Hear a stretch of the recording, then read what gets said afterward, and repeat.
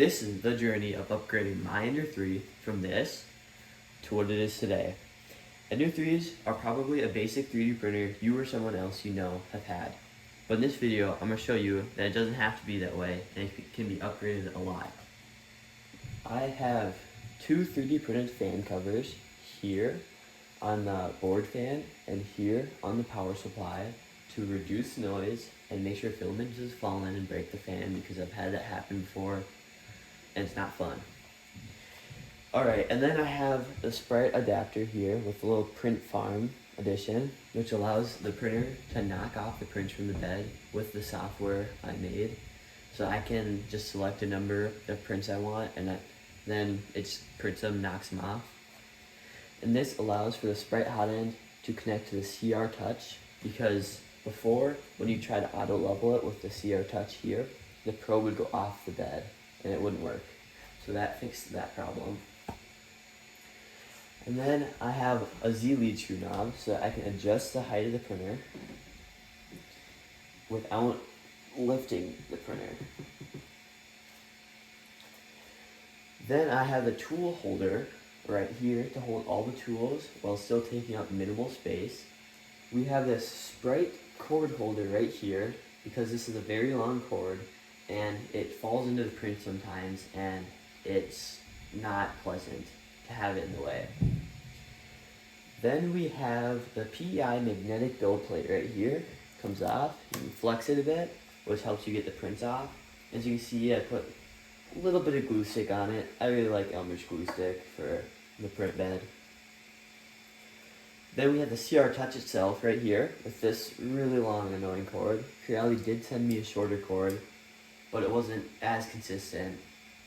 So I just continue to use the longer cord to go straight to the board.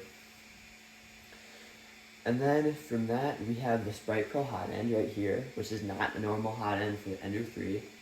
It can print up to 300 degrees Celsius, which is really nice for nylon.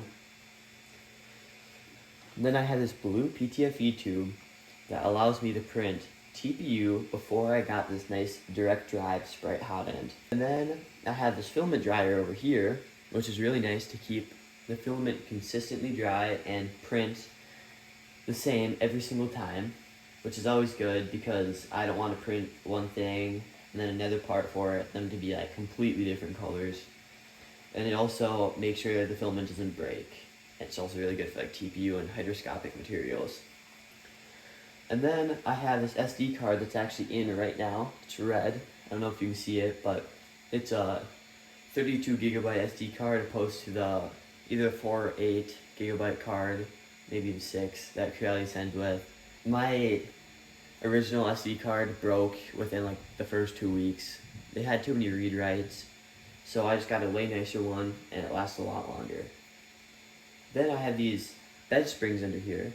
They're orange, you probably can't see them, but they help the bed so that they don't get unlevel as fast. Then I used to have the Sonic pad, which it was good when it worked for me.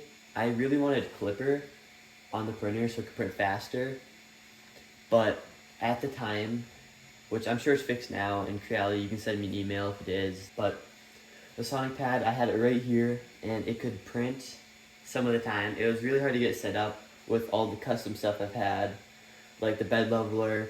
At this point, it's not even Ender 3 anymore. It's like really upgraded. Like, it's like a completely different printer, which I'm saying it's really reliable now, and nothing breaks ever for me. And then lastly, but not least, some filament I received on a lucky draw by Creality. This filament is really nice. It's the Ender Plus series. It's white.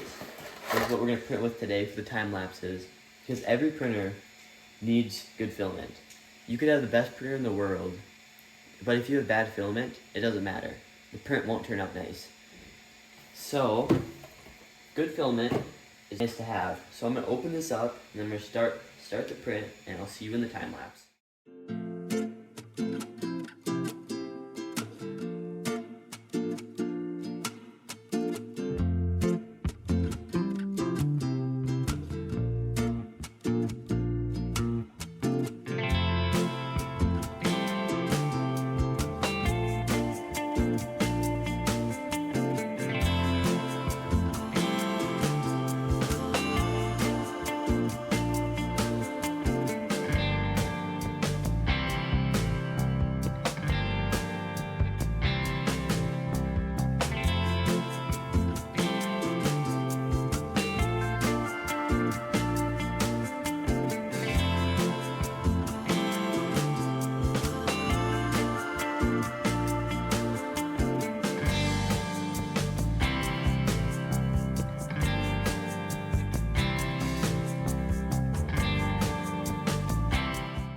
here are the finished prints.